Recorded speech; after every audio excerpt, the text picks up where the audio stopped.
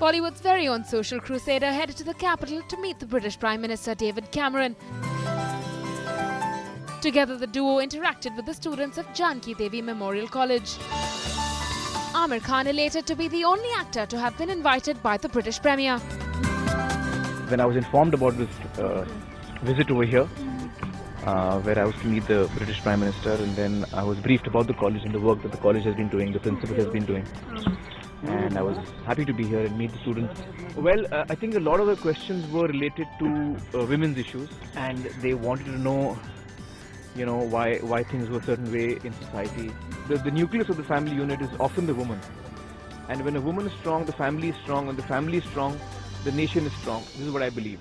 Certainly through, I'm doing the utmost that I can through SMJ. And in the coming season, we are taking up various issues and trying to reach out to people into their hearts.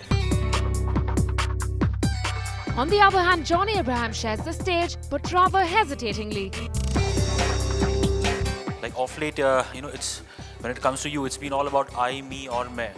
So it's like a surprise to see you, kind of sharing the dice and talking about equality. So what I'm afraid, don't you think you run the risk of losing your narcissism? Where it comes to social work, you can lose anything. Somewhere deep in my heart, I'm also selfish. I want those kids to love me also. Somewhere in my heart, I want to be known as, at least I'm living this dream of being known as a good human being. Rahul has me whenever he wants me.